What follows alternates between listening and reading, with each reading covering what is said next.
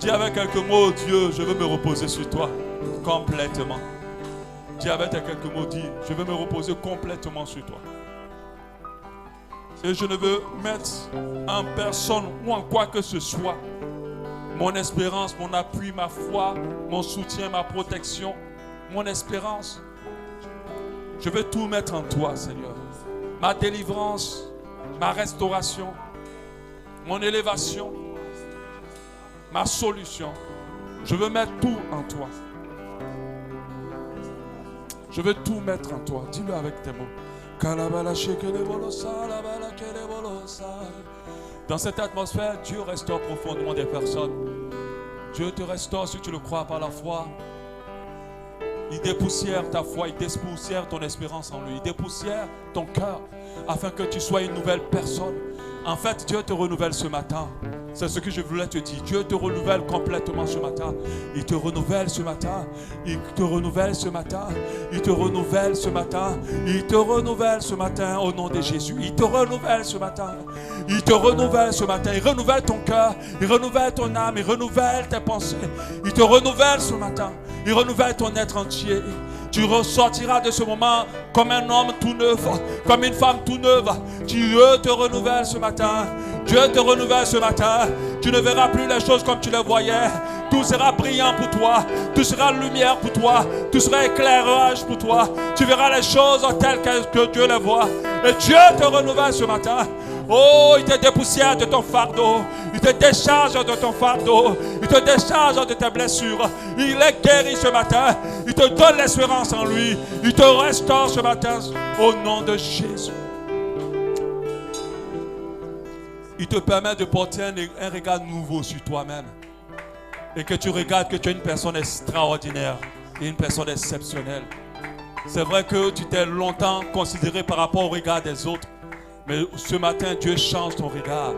Il te permet d'avoir son regard sur toi. Et quand tu te verras avec les yeux de Dieu, tu comprendras que tu es une personne spéciale. Tu es une personne extraordinaire. Tu es une personne qui vaut la peine de vivre. Tu es une personne qui a son temps, sa place dans ce monde. Alléluia. Arrête de te regarder avec le regard des autres. Les autres peuvent te traiter de tout, mais Dieu sait qui tu es. Tu as une valeur spéciale. Et tu as de la valeur à ses yeux. Et Dieu fait de toi une nouvelle personne ce matin. Dans le nom de Jésus. Est-ce que quelqu'un peut acclamer Dieu pour la restauration? Alléluia. Nous nous asseyons dans sa présence rapidement. Nous allons entendre le message. Alléluia. Nous bénissons Dieu pour ces temps d'adoration, ces temps de louange dans sa présence. Nous le louons parce qu'il est avec nous. Il prend le temps avec nous. Il nous accorde sa grâce dans le nom de Jésus. Il nous fait du bien dans cette présence au nom de Jésus. Que Dieu vous bénisse énormément. Alléluia. Je vous salue dans le nom puissant de notre Seigneur Jésus ce matin. Aujourd'hui, c'est un jour spécial pour nous. Tous les jours sont spéciaux. Alléluia. Parce que Dieu renouvelle chaque journée pour nous. Amen. Alléluia. Que Dieu vous bénisse. Nous allons continuer notre message du dimanche passé. J'ai dit, notre thème de cette année, c'est « Je souhaite que tu sois prospère à tout égard, comme l'état de ton âme. » Alléluia. Notre thème qu'on voit ce matin, c'est « Et si on parlait de prospérité ?» En fait, c'est un sujet qui embête énormément dans certaines églises, parce qu'on se dit, il ne faut pas en parler, ce sont les choses de la terre, et ce sont les choses qu'on ne doit pas enseigner dans l'église. Mais nous avons compris dimanche passé que la prospérité n'est pas seulement les biens matériels, mais la prospérité caractérise l'état d'une personne dans l'abondance. Et quand on parle d'abondance, ce n'est pas qu'un bien matériel ou en argent. Il y a aussi la santé qui fait partie de la prospérité et plusieurs autres choses. On a compris que le contraire de la prospérité, et l'une des choses qui est vraiment très opposée à la prospérité, c'est la pauvreté, la disette. Le besoin, être dans le besoin, la détresse. Alléluia. Et on a vu que la pauvreté était vraiment le contraire de la prospérité. Et on s'est posé la question, est-ce que Dieu veut qu'on soit prospère? On a compris que bien sûr que oui. Puisque notre verset de base nous dit, je souhaite que tu sois prospère à tout égard, comme l'état de ton âme. Et on a vu comment Dieu a béni énormément les comment on appelle, les chrétiens de l'Ancien Testament. On a vu comment il les a bénis vraiment. Alléluia. On a vu comment il les a accordé beaucoup de grâce. Alléluia. Et nous avons compris aussi qu'il veut que nous soyons bénis. Alléluia. Amen. Et on a compris aussi que Jésus, comme il nous a dit en Jean 10, 10, le voleur ne vient que pour dérober, égorger et détruire. En fait, le voleur, c'est-à-dire le diable est là pour que nous ne soyons pas dans la prospérité. Mais il dit, moi je suis venu afin que mes brebis aient la vie. C'est-à-dire que nous soyons sauvés, que nous aurons la vie de Dieu, mais qu'elle soit dans l'abondance. Ça veut dire que Dieu veut que nous soyons prospères. Alléluia. Et nous avons aussi vu certaines choses, c'est est-ce que nous devons enseigner la prospérité aux enfants de Dieu? On a dit oui. On a dit oui. On doit enseigner la prospérité. Oui, sans le mais, bien sûr. Parce que, alléluia, Dieu veut déjà que nous soyons prospères et que son Église soit prospère à tout égard. Alléluia. Amen. Et nous ne devons pas empêcher l'Église d'être bénie. Amen. Donc, il est très important pour nous de prêcher la prospérité de manière cadrée, de manière correcte, afin que l'Église de Dieu ne demeure pas dans la pauvreté, mais qu'elle soit prospère, puisque nous savons que la parole de Dieu attire à nous ce qui n'existait pas. Si on ne t'enseigne pas quelque chose, tu ne peux pas rentrer dans cette chose-là. Parce que non seulement parce que tu l'entends, ça t'ouvre les yeux pour réaliser la vérité, mais la Bible dit aussi que ça te permet de créer quelque chose en toi. C'est avec la parole que Dieu a créé tout ce que est sur cette terre. Alléluia. C'est avec la parole. Donc la parole amène à l'existence ce qui n'existe pas. C'est pour ça que je dis cette année sera une année de bénédiction pour nos vies. Alléluia. Il a dit oui aussi nous devons enseigner la prospérité car le peuple de Dieu doit pouvoir compter sur Dieu pour une vie meilleure. La Bible dit que si nous comptons, alléluia. La Bible dit que lorsque nous approchons plutôt de Dieu, nous devons nous approcher avec foi et de croire qu'il est le rémunérateur de ceux qui le cherchent. En fait, nous ne devons pas vivre et se dire que bon, la bénédiction Dieu ne peut pas nous donner. Il peut seulement nous sauver. C'est faux. C'est le diable qui est venu tricher les choses de Dieu. C'est Dieu qui donne la bénédiction d'abord. Et le diable vient l'utiliser pour en faire un mauvais usage. C'est Dieu qui a commencé à bénir l'homme. Ce n'est pas le diable. Alléluia. Donc, je veux que Dieu veut que lorsque tu viens à lui, que tu ne comptes pas seulement sur lui pour ton salut, ta délivrance, mais il veut aussi que tu comptes sur lui aussi pour tout ce que tu veux dans ce monde. Parce qu'il peut te les apporter, il les a. Alléluia. Tu dois pouvoir prier pour dire Seigneur, bénis-moi. Il veut te bénir, comme il a fait pour les gens de l'Ancien Testament. Lui aussi, sans le maire, car l'Église du Seigneur a besoin des frères et des sœurs prospères. Aujourd'hui, nous sommes dans cette assemblée. Nous existons, hein? C'est vrai, par la prière. Mais s'il n'y a pas d'argent, nous serons fermés. S'il n'y a pas de gens prospères, ça sera difficile. Et même là, on a tellement d'idées pour l'œuvre de Dieu qu'on ne peut pas faire parce qu'on n'a pas assez de moyens. Mais si l'Église a des frères et des sœurs prospères, je pense qu'on pourra faire beaucoup de choses. Comme certaines églises aussi, à Ocala et bien au-delà d'Ocala et dans les nations. Donc l'Église du Seigneur a besoin d'être prospère, c'est pour ça qu'on doit lui enseigner la prospérité. Nous devons comprendre, enseigner aussi la prospérité à l'Église du Seigneur, car c'est le seul langage que les gens du monde comprennent. La parole de Dieu nous dit, la sagesse du pauvre est méprisée. C'est Ecclésiaste 9,16. Ecclésiaste 9,16, elle dit, la sagesse vaut mieux que la force. C'est-à-dire, ça ne sert à rien de faire le combat. Cependant, la sagesse du pauvre est méprisée et ses paroles ne sont pas écoutées. Si nous voulons transmettre l'évangile du Seigneur, nous devons être prospères. Parce que le monde connaît que la prospérité. Dans ta famille aujourd'hui, tu ne peux pas gagner un seul membre de ta famille parce que tu n'es pas prospère. Quand tu parles de Jésus et que tu vis dans toute cette difficulté de vie, toute cette complication, toute cette pauvreté, le fait que tu sois tout le temps malade et que tu ne sois pas prospère, la famille n'a pas envie de t'écouter. Alléluia. Donc c'est pour cela que l'Église du Seigneur doit comprendre que ce n'est pas normal que nous ne soyons pas prospères. Je ne dis pas que nous devons nous comparer avec ceux du monde. Non, on n'a pas à nous concurrencer avec eux. Mais Dieu veut que nous soyons dans l'abondance. Alors, je pense qu'il y a une parole de Dieu qui ne s'accomplit pas dans nos vies lorsque nous ne le sommes pas. Amen. Amen. La sagesse du pauvre est méprisée. Amen. Nous allons continuer pour cette partie d'aujourd'hui. Le oui avec le mais. Oui, on peut enseigner la prospérité, mais il faut conditionner. J'aimerais qu'on prie ensemble pour la parole du Seigneur. Amen. Dis à Dieu, parle-moi ce matin.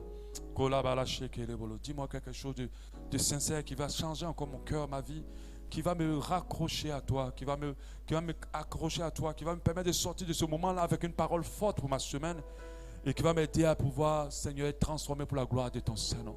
Je bénis ton Saint-Nom pour ta parole. Qu'elle soit libérée avec humilité et avec beaucoup d'amour pour que ton peuple la reçoive pleinement dans leur cœur et que cette parole les transforme au nom de Jésus. Seigneur, je veux être disposé à toi afin que tu utilises ma bouche dans les paroles de connaissance et des paroles de sagesse pour que ton peuple soit transformé ce matin.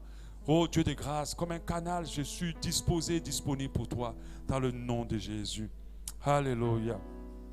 Pouvons-nous enseigner la prospérité? Oui, nous pouvons l'enseigner à l'église. Oui, nous avons le droit de l'enseigner parce que l'église doit être prospère et l'église doit rentrer dans la prospérité. Et Dieu a besoin des chrétiens prospères pour l'avancement de son œuvre. Et j'ai même dit que c'est très difficile lorsque le chrétien est dans la pauvreté, dans les difficultés, d'avoir une foi qui s'attache à Dieu. C'est compliqué de foi quand tout est compliqué pour vous et quand on est dans le manque, notre foi est compliquée, notre foi est éprouvée. La prospérité aussi va nous aider à nous accrocher avec Dieu. On ne peut pas suivre un Dieu qui ne se manifeste pas. Alléluia. On ne peut pas suivre un Dieu qui n'agit pas. Et je vous préviens que le Dieu que nous avons choisi, c'est un Dieu puissant, un Dieu qui pouvoir, un Dieu qui agit, un Dieu qui prend quelqu'un pauvre et qui l'élève dans les hauteurs de la prospérité. Alléluia. C'est dommage que les enfants de Dieu croient que la pauvreté doit être le partage des enfants de Dieu, que la pauvreté, c'est l'humilité. Il y a d'autres même qui sont presque aigris à mépriser la prospérité. C'est une grave erreur de mépriser la prospérité. La Bible dit heureux les pauvres en esprit. La Bible n'a pas dit heureux les pauvres. Parce qu'un pauvre aura du mal à être heureux. Alléluia. Mais c'est les pauvres en esprit. Pauvres en esprit, c'est-à-dire les gens humbles, qui ne sont pas remplis d'eux-mêmes. Alléluia. Amen. Donc nous devons enseigner la prospérité, mais à condition que. À condition que. Lorsque nous enseignons la prospérité, nous devons veiller à ce que le cœur des enfants de Dieu reste, je dis bien reste, attaché aux choses d'en haut. C'est ce bémol-là que beaucoup d'enseignants de prospérité ne font pas clairement. Dieu veut que tu sois prospère sur cette terre, mais n'attache pas ton cœur à cette terre. N'attache pas ton cœur aux choses de cette terre. Ne t'affectionne pas aux choses de cette terre plus qu'aux choses d'en haut. Parce que lorsqu'on enseigne la prospérité au peuple de Dieu, des fois l'erreur qu'on fait, des fois, ou les conséquences qui arrivent sur le peuple de Dieu, c'est que le peuple de Dieu s'attache. On se lève le matin, on prie, on jeûne, mais pas pour la transformation profonde, mais on veut les choses de ce monde. On s'affectionne, on envie les choses de ce monde. Si on nous enseigne la prospérité, comme je l'ai dit la dernière fois, la prospérité n'est pas une finalité, c'est un moyen. Dieu ne te rend pas riche pour être riche. Il te rend riche pour que ta richesse serve à l'avancement de son œuvre et que la richesse puisse bénir les gens. Mais lorsque tu es dans un esprit d'orgueil de la vie, tu deviens riche pour être riche. Tu construis des maisons, tu as des voitures, tu as tout, et tu peux dire waouh, il est riche. Et ça se limite à ça. Quand tu es dans cet esprit-là, alors tu es attaché aux choses de la terre. Lorsqu'on enseigne la prospérité au peuple de Dieu, on doit faire comprendre que c'est des choses que Dieu veut nous donner. Mais pardonnez, nous ne nous attachons pas à cela. Si tu t'attaches aux choses de la terre, tu vas rater le but. Dieu pouvait rendre Abraham tellement prospère. Mais nous voyons que la soif d'Abraham était Dieu lui-même. Dieu pouvait permettre à Jésus de voir Satan lui offrir la terre entière. Mais la soif de Christ, c'était le Père. Il n'avait pas soif de ces choses. Christ aurait pu être un grand de cette terre. Il aurait pu dépasser même la dimension. Je crois qu'il aurait dépassé même la dimension de Salomon. S'il avait accepté. Dieu a présenté à Salomon la prospérité. Mais Salomon a cherché la sagesse. Donc nous devons comprendre que si nous enseignons la prospérité au peuple de Dieu, que le peuple de Dieu soit pleinement conscient que c'est une chose que Dieu veut pour toi, mais ne t'attache pas à ça. C'est comme aller dans un aéroport. L'aéroport, c'est super beau. C'est là que tu dois passer. Mais ce n'est pas là ton but. Notre but, c'est dans le ciel. La parole de Dieu nous dit en Colossiens 3:2, Colossiens 3:2, affectionnez-vous aux choses d'en haut et non à celles qui sont sur la terre. Affectionnez-vous aux choses d'en haut et non à celles qui sont sur la terre. Oui, je peux rouler les grosses voitures. Oui, Dieu peut me permettre de construire mes maisons, d'être un grand riche dans les entreprises. Mais quand je regarde ces choses, ça ne bouscule même pas mon humilité. Je reste et je les regarde comme de la boue. Comme un moyen simplement pour servir davantage le Seigneur. Mais pas un moyen pour me sentir supérieur ou un moyen pour que le monde m'acclame et que le monde reconnaisse que j'ai réussi. Et ça, c'est l'objectif des gens du monde. Oui, on enseigne la prospérité, mais veillons à dire au peuple de Dieu, mais attache ton cœur aux choses d'en haut. Que le souci de ton cœur, ce n'est pas d'être prospère, mais c'est d'être sauvé. Mais sache que Dieu veut que tu sois prospère. Oui, nous pouvons enseigner la prospérité à condition qu'on pousse les enfants de Dieu à ne surtout pas mettre la prospérité en première ligne de leur vie. Que la prospérité ne soit pas le premier but, la première soif, le premier fardeau de ton cœur. Parce que tout est une question de priorité. Elle n'est pas mauvaise, mais lorsqu'elle passe en premier, il y a un problème. Lorsque ta souffrance, c'est de prospérer, lorsque ta souffrance, c'est la réussite, lorsque ton fardeau, c'est l'élévation, et que ton fardeau n'est pas d'être prêt pour le retour du Seigneur, il y a un problème. On doit faire comprendre au peuple de Dieu que ça doit être en premier. Dans aucune assemblée de Dieu, la prospérité doit se mettre au-dessus du salut, du retour du Seigneur. Il y a un déséquilibre. Et là où il y a déséquilibre, Dieu n'y est plus. Dieu est dans ce qu'on appelle l'équilibre. Alléluia. Donc on doit demander au peuple de Dieu de mettre cette envie de réussir. Moi-même, je suis entrepreneur. Je veux réussir. Je ne suis pas entrepreneur juste comme ça. Je veux aussi réussir. Mais Dieu sait que tout ce qu'il me donne, une partie sert pour l'avancement de son œuvre. Et l'œuvre de Dieu, ce n'est pas qu'à l'église. C'est aussi soutenir les gens dans le besoin. Alléluia. Ce n'est pas pour qu'on m'acclame et qu'on me dit tu as réussi. Ce n'est pas pour que ma mère, mon père soient fiers de moi. Non. C'est d'abord pour servir le Seigneur. Et la Bible nous dit une chose, Matthieu 6, 31 au verset 31. Matthieu 6, verset 31. Ne vous inquiétez donc point et ne dites pas. Que mangerons-nous? Que boirons-nous? De quoi serons-nous vêtus?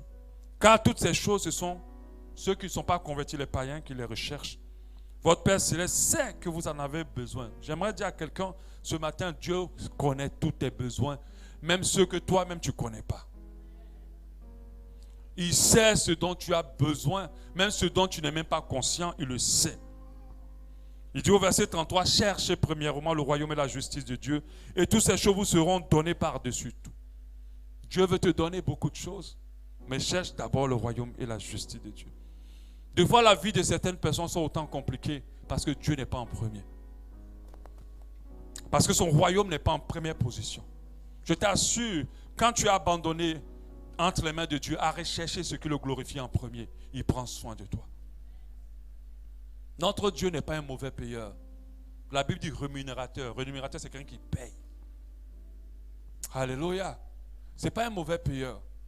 Si tu investis ta vie en lui, il ne peut pas te laisser comme ça. Mais n'investis pas ta vie en lui. Et puis après, tu mets les choses du monde au-dessus de ton investissement. Dieu connaît ton cœur. Des fois, les gens pensent qu'ils peuvent tout justifier. Mais devant Dieu, nous n'avons même pas la possibilité de parler de justification. Parce que Dieu sait exactement là où notre cœur est placé. La parole de Dieu dit que là où est ton cœur, c'est là où est ton trésor en réalité. Si ton cœur est sur cette terre, alors la terre est ton trésor. Et lorsque le Seigneur viendra, chacun ira vers son trésor. Alléluia. Donc ne laissons pas les soucis de ce monde. Parce qu'on parle des soucis, on ne parle pas que des problèmes. On parle de tout ce que le monde recherche. Le monde se soucie d'être riche, d'être bien, d'avoir les voitures, des maisons, de construire. C'est une bonne chose. Mais que cela soit en seconde position. Alléluia. Et la parole de nous, quand on enseigne la prospérité, il faut qu'on enseigne la prospérité en poussant les enfants de Dieu à aimer Dieu. et non pas à s'attacher à Dieu pour ce que Dieu leur donne. Si vous demandez de jeûner pour être consacré, vous avez très peu de personnes. Mais si vous demandez de jeûner pour la délivrance, vous avez beaucoup plus de personnes. Si vous demandez de jeûner pour que les destinées soient changées, et que la vie soit changée, qu'il y ait des percées, vous avez beaucoup plus de personnes. Mais quand vous demandez de jeûner pour la consécration, pour des gens qui aiment Dieu, pour que votre amour grandisse, pour que votre attachement à Dieu grandisse, vous avez très peu de personnes. N'enseignons pas la prospérité aux enfants de Dieu en poussant les enfants de Dieu à s'attacher à Dieu pour ce que Dieu donne. Parce que beaucoup sont accrochés à Dieu parce qu'ils veulent voir leur vie changer. Beaucoup n'aiment pas Dieu réellement, mais leur amour pour Dieu est un amour d'intérêt. Ah, si je pêche, Dieu ne va pas me bénir. Non. Sanctifions-nous parce que nous aimons Dieu. Obéissons parce que nous aimons Dieu. C'est vrai que lorsque nous obéissons, lorsque nous sanctifions, Dieu nous bénit. Mais si nous restons à ce niveau-là, nous sommes encore au bas niveau des gens, des chrétiens. Parce que le chrétien excellent, c'est celui qui fait les choses parce qu'il aime Dieu. Et lorsqu'on enseigne la prospérité aux gens, on a donc beaucoup de techniques avec Dieu pour qu'ils obtiennent. On va parler des prières efficaces pour amener Dieu à l'exaucement. Comme si l'homme avait le pouvoir d'obliger Dieu. Alléluia. Même quand nous donnons une offrande, donnons-la parce que nous aimons Dieu. Donc lorsque nous enseignons, parce qu'après ce message, nous allons parler on va parler des différents types de prospérité. Comme je l'ai dit, la prospérité, ce n'est pas que l'argent. Ensuite, on va parler des techniques pour rentrer dans la prospérité. Moi-même, je ne sais pas. Quand je vais rentrer dedans, Dieu va me dire. Parce qu'à chaque fois que je prépare un message, le Saint-Esprit m'enseigne d'abord. Et je sais que quand on va savoir tout ça, on va comprendre beaucoup de choses. Mais nous ne pouvons pas appliquer toutes ces techniques sans aimer Dieu. Alléluia. Aujourd'hui, notre Dieu est résumé à celui qui donne. C'est tout ça notre Dieu. Le Dieu qui donne. Le Dieu qui change les situations. Un grand nombre de chrétiens pensent que c'est le Dieu seulement qui transforme. Tellement de chansons ne parlent que de ce côté de Dieu. Mais très peu parlent de cet amour à développer pour le Seigneur. Donc si je t'enseigne la prospérité, je ne veux pas que tu t'attaches encore à Dieu parce que tu veux être prospère. Attache-toi à Dieu parce que tu l'aimes. Parce que cet attachement est encore mieux. Je vous assure, quand tu aimes quelqu'un, même quand il ne donne pas, tu es avec lui. Tu es avec cette personne. Même quand il pêche ou qu'il déconne, tu es avec lui. Parce que l'amour parfait accomplit la volonté de Dieu. Mais quand tu aimes quelqu'un parce qu'il est gentil avec toi, le jour sera méchant, tu vas le quitter. Et c'est comme ça que la foi de beaucoup ne tiennent pas avec Dieu. Parce que leur amour à Dieu est conditionné par ce que Dieu fait dans leur vie. Si les problèmes perdurent trop, on se refroidit. C'est que tu n'aimes pas Dieu. Au contraire, le meilleur moment où on doit s'attacher à Dieu, c'est quand il y a des problèmes. Alléluia. La parole de Dieu nous dit en Deutéronome 6,5, tu aimeras l'Éternel, ton Dieu, de tout ton cœur, de toute ton âme, de toute ta force. La Bible nous dit que c'est le premier commandement et le plus grand. Mais dans nos assemblées, on enseigne très peu les chrétiens à apprendre à aimer Dieu. On leur présente un Dieu qui pourvoit. On ne leur présente pas un Dieu qui veut être aimé. Alléluia. Dans le cœur de plusieurs est donc éloigné de Dieu, car Dieu est résumé un moyen d'obtenir une vie meilleure et pas plus. Ils ne savent pas aimer Dieu, ils ne l'aiment pas en réalité. Ils prient jeunes, assistent à des programmes juste pour que Dieu les fasse prospérer. Donc si on t'enseigne la prospérité sans t'apprendre à aimer Dieu, on est en train de t'induire en erreur. Donc si on enseigne la prospérité, mettons ce bémol. Nous pouvons enseigner la prospérité à condition que Christ reste au centre de notre message. Parce qu'aujourd'hui, beaucoup de messages se sont transformés en messages de développement personnel. Il y a plein de choses bonnes qui sont dites à l'église, mais Christ n'est pas au centre. On ne peut pas parler de prospérité sans parler du départ de la prospérité. Le départ de la prospérité, c'est la croix. Pour nous, c'est la croix. Parce que s'il n'y avait pas la croix, c'est le peuple juif seul qui a droit à la prospérité de Dieu. Vous êtes d'accord avec moi? S'il n'y avait pas la croix, nous, on n'a droit à aucune prospérité. C'est seulement le peuple choisi de Dieu, et nous ne sommes pas dedans. On parle aujourd'hui de prospérité parce qu'il y a eu un sacrifice à la croix. N'oublions pas ce sacrifice-là. Si Christ n'est pas au centre de nos messages, alors ce n'est pas un bon message de prospérité. On a pris les techniques de réussite dans le monde qui sont basées dans le développement personnel. On l'a envoyé au sein de l'Église. On l'a remis au sein de l'Église. Et Jésus n'est pas dans les messages. On enseigne toutes les techniques. Avec l'Ancien Testament, on peut justifier beaucoup de choses. Mais comme je le dis, ça choque beaucoup de personnes. Les bénédictions des gens de l'Ancien Testament ne sont pas nos bénédictions. Dis Amen. Ton Amen n'est pas convaincant. Pourquoi je dis ça? Parce qu'à côté de la bénédiction, il y avait des malédictions.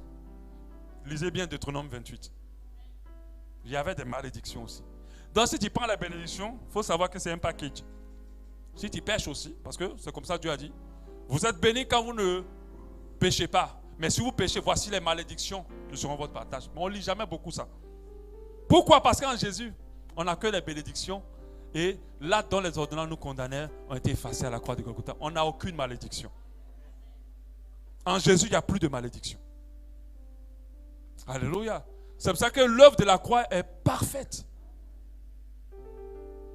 Je suis à la tête, je ne suis pas à la queue. Ma soeur, récite ça bien. Le jour où tu pêches là, c'est l'inverse. Selon la loi, soyons quand même logiques. Amen. Ce ne sont pas nos bénédictions. Tout ce que Dieu a prévu pour eux n'était pas parfait. Tout s'est perfectionné avec le sacrifice à la croix. À la croix, on n'a pas de malédiction. Même quand tu as des problèmes, c'est des bénédictions pour toi. C'est des problèmes qui vont te propulser. Je vous assure, il n'y a pas de propulsation, si c'est vrai ça se dit, sans problème. Il n'y a pas d'élévation sans situation. Donc ça veut dire que même quand tu as des problèmes, en fait, c'est une bénédiction qui est en train de se lutter avec toi. Parce qu'en Jésus-Christ, il n'y a aucune malédiction. Tout a été effacé à la croix de Golgotha. C'est pour ça que n'accepte pas que les gens te disent que tu es maudit le jour où tu as accepté Jésus. Parce que dès que tu as accepté Jésus, il peut y avoir des pressions, il peut y avoir des oppressions, il peut y avoir des réclamations. Mais tu n'es plus sous la malédiction. Parce que Jésus s'est fait malédiction pour que nous ne soyons plus malédiction. Alléluia. Le peuple juif devait toujours tuer des brebis pour effacer les malédictions. Il devait toujours tuer sur des montagnes pour effacer les malédictions. Mais nous, nos malédictions ont été effacées. Nos péchés ont été effacés. Même les péchés que tu n'as pas encore fait, Jésus a déjà effacé. Mais je ne t'ai pas dit de continuer à pécher. Il y a deux qui comprennent tout en l'envers. Même ce que tu n'as pas encore fait, Christ a effacé. Si les gens te condamnent, ils te condamnent à tort. Parce que tu n'as plus de condamnation sur ta vie. Jésus a pris toute ta condamnation. Moi, je ne peux pas accepter d'aller me faire tabasser pour toi. Et puis toi encore, tu vas garder le problème. Non. Donc quand je me suis fait tabasser, c'est pour rien. J'ai déjà porté tes coups. Tu n'as plus de coups à porter. C'est ce que la parole de Dieu nous dit. Il s'est fait malédiction pour que nous ne soyons plus malédiction. Il a porté nos maladies pour que nous ne soyons plus malades. Mais si tu as une maladie dans ton corps, par la foi, tu es guéri. Tu dois croire à ta guérison. Alléluia. Amen. Donc nous devons comprendre que Christ doit rester au centre d'un message. Lorsque nous enseignons n'importe quel message, faisons la différence entre le message de Christ et le message des développements personnels, des doctrines du dehors. Faisons très attention. Il faut s'attacher à Christ et réaliser que le sacrifice à la croix a pour mission principale de nous conduire au salut et non de nous rendre riches et prospères. C'est d'abord ça le premier but du sacrifice à la croix. Les gens, quand on fait un gâteau, mon frère, on veut te donner ton gâteau, on a mis une cerise rouge dessus. Et toi, tu attrapes la cerise, tu dis c'est ce que tu veux. Non, c'est le gâteau qui est plus important. La cerise vient décorer le gâteau. Mais les gens ont accordé plus d'importance à la cerise et ils ont négligé le gâteau. Le gâteau, c'est le salut. Et Christ est mort à la croix d'abord pour que nous soyons sauvés. Car quiconque croit, alléluia, quiconque croit ne périsse point et ait la vie éternelle. Point. Alléluia. Mais aujourd'hui, quand on vous ramène Jésus, à seulement vous donner tout dans le monde, faites attention. Il faut que Christ reste au milieu. Alléluia. La parole de Dieu dit en 1 Corinthiens 15, 19. 1 Corinthiens 15, 19. Si c'est dans cette vie seulement que nous espérons en Christ, nous sommes les plus malheureux de tous les hommes. Si c'est dans cette vie seulement que nous espérons en Christ, nous sommes les plus malheureux de tous les hommes. Ça vous dit que lorsque tu t'attaches à Christ, c'est d'abord pour ton salut. Ce n'est pas d'abord pour cette vie. Mais cette vie, Dieu va prendre soin de toi dans cette vie. Il va te permettre de prospérer. Nous allons passer maintenant à la dernière partie. Non, il ne faut pas enseigner le message de la prospérité dans l'Église. À quelles conditions? La première condition, si l'assemblée du Seigneur ne vit pas et ne marche pas dans les voies de Dieu. Vous n'allez pas dire à quelqu'un que Dieu peut te bénir, il peut te lever, pendant que la personne n'a même pas commencé à marcher dans le fondement et dans les bases. Une personne vient de se convertir tout de suite. Tout de suite, quand il rentre dans l'église, on commence à lui parler de toute la richesse que Dieu peut lui apporter. Cette personne va mal introduire sa foi. Nous, aujourd'hui, on bénit Dieu que notre foi tient. Parce que quand on a accepté le Seigneur, on nous a réellement parlé de l'importance de la croix, du sacrifice à la croix. On s'est attaché à Dieu pour lui-même d'abord. Mais des fois, on a des assemblées où les gens sont encore très impudiques, très dans l'impudicité. Loin de marcher dans les voies du Seigneur. Des femmes qui sortent avec des hommes mariés. Des hommes qui couchent des filles. Et plusieurs choses pas bien. Et puis on vient leur parler de prospérité. On est en train de les déjouer encore davantage du Seigneur, les éloigner. Tant que l'église ou l'assemblée n'est pas encore correctement attachée à Dieu, n'est pas consacrée au Seigneur, nous ne pouvons pas leur parler prioritairement du message de la prospérité. Alléluia. 2 Timothée 4.3, il dit, car il viendra un temps où les hommes ne supporteront pas la saine doctrine plutôt, mais ayant la démangeaison d'entendre des choses agréables, ils se donneront une foule de docteurs selon leur propre désir, détournant l'oreille de la vérité, se tourneront vers les fables. Donc faisons très attention, il faut rejoser le peuple. Moi je parle aujourd'hui de prospérité parce que tous ceux qui sont dans cette assemblée depuis ont compris les fondements de cette assemblée. Ils ont compris les bases. Ils ont su que nous sommes là pas pour paraître ou pour chercher la richesse ou l'élévation en Jésus, comme Jésus est traduit aujourd'hui dans le monde entier et dans beaucoup d'églises. Nous savons qu'il faut d'abord que nos vies lui appartiennent et que nous lui soyons consacrés complètement. C'est pour ça qu'on peut parler de prospérité. Alléluia. Je ne veux pas que vos vies soient rangées et que vous restez toujours dans les difficultés. C'est pour ça que je parle de prospérité. Pour qu'en plus de vos vies rangées, que ceux qui vous regardent voient que Dieu, votre Dieu est un Dieu pourvoyeur. Alléluia. Et qu'ils aient l'envie de suivre votre Dieu. Alléluia. Non, on ne doit pas enseigner le message de la prospérité dans le but de flatter le peuple de Dieu. J'ai parlé des messages de flatterie. Vous savez qu'il y a des enseignements qui flattent le peuple de Dieu. Oh, tu es la fille de l'Éternel, tu ne peux pas marcher. Vous avez vu ceci, on prend plein de versets pour montrer à la personne qu'elle est importante. Oui, tu es important, mais faites très attention. Beaucoup de ces messages ont pour ambition de te faire décaisser de l'argent. Ont pour ambition de t'amener en griffe à bâtir des hôtels, pendant qu'un hôtel a été déjà bâti une fois pour toutes. Ils sont amenés pour dépouiller le petit fonds que tu as dans ta poche. On va te flatter. Dans le but de dépouiller le peuple. Et non pas pour que le peuple évolue, mais pour les grandeurs personnelles de ceux qui enseignent ce message. Parce qu'on regarde dans l'église, quelqu'un qui est venu pauvre, comme on dit, les rats, comme un rat d'église. Il commence à enseigner.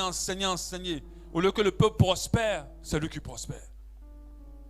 Il commence maintenant à voyager, à aller ici, à aller là, les voitures, 3, 4 voitures, ses costumes sont chers. Tout est cher. Maman pasteur porte des tenues de marque et tout. Mais le peuple doit se réveiller pour dire, il y a un problème. Tu es venu pour que nous on prospère, mais pour que toi tu prospères. Amen. Un berger, sa prospérité c'est de voir le peuple qu'il conduit prospérer. C'est ça son souci. Même quand il en a beaucoup, il va toujours partager. Il va aider, il va investir dans le peuple. C'est ça un berger. Mais on vous enseigne le message de prospérité. Et c'est ceux qui enseignent qui prospèrent. Et vous êtes toujours pareil. Comprenez que quelque part, il y a de la flatterie. Tu vois la pauvre maman, ce petit commerce. Elle doit serrer, aller faire offrande. Bâtir hôtel, bâtir. Elle bâtit hôtel jusqu'à... Mais c'est l'homme de Dieu qui bâtit ses maisons. Donc à un moment donné, ouvrez les yeux. Comprenez que le message qu'on vous enseigne, parce que si, de la manière dont on est en train de vous enseigner le message de prospérité, selon les règles du Seigneur, je vous dis d'ici fin 2022, on va avoir des témoignages extraordinaires. Parce que je vous l'enseigne avec plus de justesse. Ce n'est pas pour vous flatter, c'est la vérité. Je prospère, vous prospérez. Vous prospérez, je prospère. On est une assemblée de prospères. On s'appelle maintenant tous prospères. Alléluia. Amen. Chacun va compléter prospère dans son date de naissance. Donald Soro prospère. Tu ne dis pas ton nom aussi. Il y a d'autres qui ont honte. Il faut avoir honte de la prospérité. Reste là seulement. Quand on va prospérer là, Donald Soro prospère. Dis ton nom aussi. Alléluia. Une assemblée de prospérité. Alléluia. Donc faisons très attention. C'est bizarre que ceux qui enseignent la prospérité prospèrent et ceux à qui ils enseignent restent toujours dans le même état. Il y a un problème. C'est que ces messages sont un message de flatterie. On veut vous pousser juste à faire prospérer quelqu'un et non pas faire prospérer vos vies. Donc ouvrez les yeux. Alléluia. Ouvrez les yeux. Sortez des histoires de bâtir les hôtels. Il y a un hôtel qui a été déjà bâti. Donnez à Dieu par amour. Si on fait des appels de soutien, faites-le par amour. Faites-le avec votre cœur. Faites-le parce que vous voulez faire avancer l'œuvre de Dieu. Alléluia. Philippiens 3, 18. Car il en est, Philippiens 3, 18, plusieurs qui marchent en ennemis de la croix. Je vous en ai souvent parlé. J'en parle maintenant encore en pleurant. C'est le Seigneur qui dit, pleure quand il voit les ennemis de la croix. Leur fin sera la perdition. Ils ont pour Dieu leur ventre. Vous savez, tout ce qui les intéresse, c'est ce qu'ils gagnent. Je parle de ces hommes de Dieu ou de ces ministres de Dieu. Tout ce qu'ils veulent, c'est ce qu'ils gagnent. Ils mettent leur gloire dans ce qui fait leur honte. Ils ne pensent qu'aux choses de la terre. Qu'aux choses de la terre. Mais notre cité au verset 20, à nous, est dans les cieux, d'où nous attendons aussi, comme sauveur le Seigneur Jésus-Christ. Non, on ne doit pas enseigner le message de la prospérité. Lorsque ce message n'est pas enseigné selon le Saint-Esprit, l'Esprit de vérité. Tout message qu'on doit nous enseigner doit nous pousser à nous rapprocher encore plus de Dieu. Si tu ne l'enseignes pas par l'Esprit et que tu allais lire des bouquins et des livres sur la prospérité et la richesse, parce qu'il y en a plusieurs, et que tu viens nous verser ça dans l'église, il y a un problème. Ce n'est pas la peine de nous l'enseigner. Si tu veux faire un séminaire à côté, pour les travailleurs, pour les entrepreneurs, enseigne-les. Mais pas à l'autel du Seigneur. Pas sur la chair de Dieu. Ne fais pas croire au peuple de Dieu que tu es en train de leur enseigner l'évangile. Alléluia. Nous ne devons pas enseigner cela si ce n'est pas l'Esprit de Dieu qui nous conduit. Nous ne devons pas enseigner le message de la prospérité si ce message n'a pas de fondement biblique basé sur la vérité de la parole. Aujourd'hui, nous entendons le message de la prospérité enseigné avec beaucoup de poisons. Et l'un des poisons, c'est le développement personnel. Avec des feux étrangers d'un autre royaume. Et le développement personnel est un message très dangereux. Alléluia. Dans la prospérité, nous devons nous approcher de Dieu. Le message doit nous approcher de Dieu. Faisons très attention parce que dans ce message, aujourd'hui, quand les gens parlent de richesse, ils enseignent beaucoup de développement personnel. Le développement personnel, comment vous allez le reconnaître? C'est des messages qui disent c'est vous. Tout dépend de vous. Lorsque vous entendez un message qui dit tout dépend de toi, c'est le message qui est en train d'enseigner le développement personnel. Le développement personnel dit que l'homme a la capacité de lui-même de faire et d'avoir beaucoup de choses. Quand il fait ci, quand il fait ça, quand il fait ça, quand il fait ça. Alors que nous savons que nous ne dépendons que de Dieu. Et que tout ce que nous recevons vient de la grâce de Dieu. Même si on travaille, c'est Dieu qui bénit l'ouvrage de nos mains. Alléluia. Même si on fait telle chose, qu'on fait toutes les stratégies, c'est Dieu qui bénit nos stratégies. Il y a des gens qui ont appliqué des puissantes stratégies qui sont restés au même stade. Parce que c'est Dieu qui élève et qui rabaisse. Alléluia. Acte 20, 29, je sais qu'il est introduit parmi vous, après mon départ, des loups cruels qui n'épargneront pas les troupeaux. Au verset 30. Et qu'il s'élèvera du milieu de vous des hommes qui enseigneront des choses pernicieuses pour entraîner les disciples après eux. Donc, c'est-à-dire, ils n'enseignent pas le message pour qu'on suive Christ. Ils enseignent le message pour qu'on suive l'homme. Mais regardez aujourd'hui les fan clubs des hommes de Dieu. Je n'ai pas dit que c'est les hommes de Dieu qui sont un problème. Mais de fois aussi, ça peut être eux pour certains d'entre eux. Tout l'accoutrement, la manière de faire et tout ça attire les gens vers l'homme.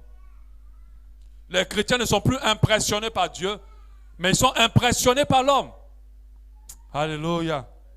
Amen. Donc, c'est important d'enseigner le message de la prospérité. Dieu permettra à ce que nous soyons prospères cette année et que l'Église grandisse en prospérité. Nous allons commencer par la grâce de Dieu, pas ce dimanche, parce que ce dimanche je ne serai pas là, je suis invité ailleurs. L'autre dimanche, je crois que c'est le dimanche, ça doit être 17. Le dimanche de la Pâque, non pas la Pâque aussi, parce que la Pâque c'est la Pâque, il y aura un message de Pâque. Dans l'autre dimanche, nous allons commencer à voir les différentes bénédictions que Dieu nous réserve. Alléluia. En Jésus, bien sûr, je précise. Je t'encourage d'être là. Ce dimanche, je ne serai pas là. Quelqu'un d'autre va enseigner. L'autre dimanche, on fera la Pâque. L'autre dimanche, le troisième, le 17. Non, pas le 17. Le 24. On va commencer à voir les différentes prospérités, les différentes bénédictions qui nous sont réservées. Nous allons voir les différentes formes. Vous allez comprendre que la prospérité, ce n'est pas que l'argent. Si tu as beaucoup d'argent et que tu as une maladie grave, tu n'es pas prospère. Et la Bible ne veut pas qu'on prospère à un seul niveau. Il dit à tout égard. À tout égard. C'est-à-dire, si on dit santé, qu'on soit prospère, tous les niveaux, qu'on ait de la prospérité. Alléluia. Le message de la prospérité est un message biblique. C'est de Dieu, c'est vérifié par la parole de Dieu. Dieu veut qu'on soit prospère. Que plusieurs, peut-être malheureusement, enseignent mal dans l'intention parfois de détourner ou de flatter le peuple de Dieu ou d'exploiter le peuple de Dieu. Mais ce n'est pas pour autant que nous devons nous interdire de l'enseigner à l'église du Seigneur pour que l'église du Seigneur soit prospère. Lorsqu'on verra les différentes formes de prospérité, on va voir aussi comment être prospère. Quelles sont les clés que la parole de Dieu a données pour que nous rentrons dans la prospérité. Alléluia. On va voir ces clés-là. Ces clés-là, ces hommes des Anciens Testaments l'ont appliquées. Et Dieu leur a donné quelques clés qui vont nous permettre d'aller vers la prospérité. Alléluia. Dans le livre de Proverbes, on a tellement de clés aussi qui peuvent nous aider. Alléluia. Amen. Nous allons prier par rapport à cela au nom de Jésus. J'aimerais qu'aujourd'hui, tu te dises dans ton esprit que ta vie ne s'arrêtera pas là. Dieu a prévu des hauteurs plus élevées pour toi. Dieu a prévu des grâces plus excellentes pour toi. Dieu a prévu des bénédictions plus puissantes pour toi. J'aimerais que tu commences à prier pour ça. J'aime cette chanteur qui dit que je ne suis pas satisfait. Merci pour ce que tu m'as donné, mais je veux plus, Seigneur. Elle dit merci pour ce que tu m'as donné, je ne suis pas satisfait, mais je veux plus. Alléluia. J'aimerais dire à quelqu'un, je ne sais pas à quel niveau ton espérance est arrêtée en Dieu. Et je sais qu'ici dans cette salle, il y a des gens qui n'espèrent plus rien, qui n'attendent plus rien de Dieu. Ils estiment que leur vie est peut-être ratée et que rien ne pourra changer leur situation. Ils estiment qu'il n'y a plus rien de bon pour eux pour la suite. Mais j'aimerais te dire c'est faux, c'est un mensonge du diable. Parce que le Dieu que tu sers peut changer ta situation aujourd'hui, en un moment, en un instant. Et il a réservé des choses beaucoup plus extraordinaires. Ce que tu ne peux penser ou imaginer, Dieu l'a réservé pour toi. Mais j'aimerais te dire, est-ce que tu as assez de foi pour le croire? Peu importe ton âge, peu importe tes échecs, peu importe tes péchés, parce qu'il y a des gens qui disent, j'ai tellement péché que Dieu ne va plus rien m'accorder. Non, peu importe tes péchés, notre Dieu est un Dieu de nouveau départ. C'est un Dieu d'espérance. Et notre Dieu, aujourd'hui, renouvelle ton espérance en lui. Et je veux que tu crois qu'il a encore des choses pour toi. Et il va le faire dans sa grâce au nom de Jésus. Il va le faire dans sa grâce au nom de Jésus. Rien n'est encore scellé pour toi. Rien n'est encore fini. Rien n'est encore fini. Là où les gens te voient, tu ne resteras pas là. Là où les gens t'ont placé, ils t'ont dit c'est là que tu resteras. Ce sont eux qui ont parlé. Les paroles des hommes n'ont aucune puissance. Mais les paroles de l'Éternel sont plus puissantes. Ce n'est pas là que Dieu t'a dit que tu resteras. Dieu te lèvera. Dieu va t'élever. Dieu va te bénir. Dieu va changer ton nom au sein de ta famille.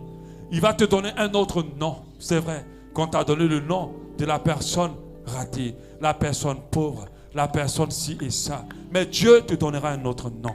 Dieu te donnera un autre nom. Peu importe ce que tu as fait dans ta vie, Dieu repositionne ta destinée. Dieu repositionne ses grâces pour toi. Dieu repositionne ses bénédictions pour toi. Et Dieu va t'élever. Toutes les personnes qui t'ont méprisé, toutes les personnes qui t'ont dénigré, toutes les personnes qui t'ont regardé comme un moins que rien, Dieu les permettra, ces mêmes yeux qui t'ont vu, te verront comme une personne que Dieu va élever, que Dieu va élever. Et c'est une réalité. Je t'assure que je ne suis pas en train de le dire pour te flatter. Je n'ai pas besoin de ton argent. Je suis en train de te dire la vérité. Parce que Dieu veut que tu l'entendes ce matin et que tu aies l'espérance renouvelée en lui et que tu crois qu'il va t'élever. Regardez ce qu'il me dit. Il me dit qu'il t'a déjà montré ce qu'il veut faire avec toi. Et que toi, aujourd'hui, tu ne crois plus à cela. Mais il te dit que quand lui, Dieu, il parle, il fait ce qu'il a dit. Ce que tu as vu là, tu le verras avec tes yeux avant de partir. Au nom de Jésus. Tu le verras avec tes yeux avant de quitter ce monde. Parce que notre Dieu ne ment pas. Il me dit, rappelle-toi ce qu'il t'a montré. Tu le verras avant de quitter ce monde. Dieu va te le faire expérimenter. Alléluia. Que Dieu te bénisse, acclamons le Seigneur.